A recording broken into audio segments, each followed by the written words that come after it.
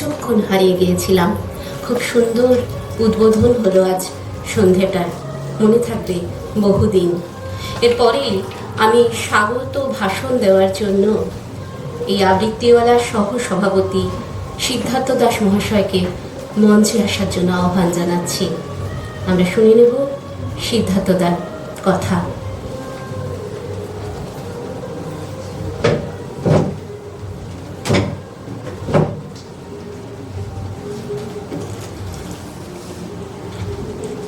শুভ সন্ধ্যা। বড়দিনের পরব আসছে, তার আগে আরেকটা পরব। আবৃত্তিওয়ালা 2017 সাল থেকে শুরু করেছিল তার কাজ। তা এরকম ভাবে নতুন একটা অনুষ্ঠান করার ভাবনা পিনাকি অনেকদিন ধরেই করছিল। তা আজকের দিনটাকে আমরা ভাবলাম যে আজকের দিনটাই অনুষ্ঠান করা যাক।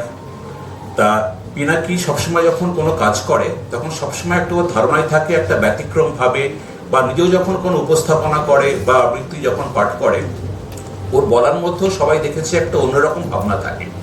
তা আমাদের যখন ও বললো আমরা একটা অনুষ্ঠান করব এবং সবটা একটু অন্যভাবে, তা এই ভাবনা থেকেই আমরা তখন ভাবলাম তার একটা পরব করা যাক।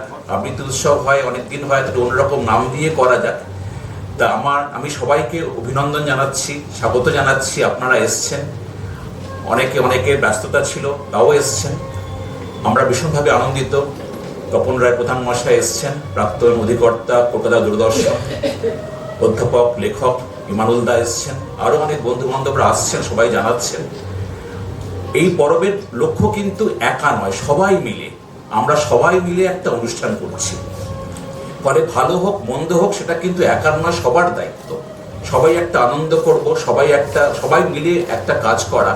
আর এই সবার জয় হোক, মানে আবৃত্তির জয় হোক, বাচিক শিল্পের জয় হোক, সুস্থ সংস্কৃতির জয় হোক, কিন্তু সেই জয়টা সবাই মিলে আমরা বলবো জয় হোক।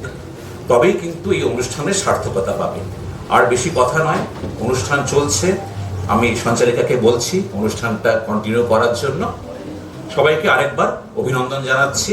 আর বাংলা একাডেমি কর্তৃপক্ষ যারা আমাদের সঙ্গে প্রথম থেকেই সহায়তা করেছেন, তাদেরকেও আমি আগের থেকেই অভিনন্দন জানিয়ে দিচ্ছি, ধন্যবাদ জানাচ্ছি যে তারা যেভাবে আমার সঙ্গে পাশে দাঁড়িয়েছেন। অনুষ্ঠান চলছে, অনুষ্ঠান চলবে। ধন্যবাদ।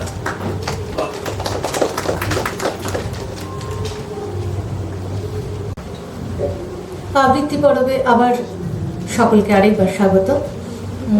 আমাদের সঙ্গে আজকে আছেন ডক্টর তপন রায় প্রধান, দূরদর্শনের প্রাক্তন অধিকর্তা।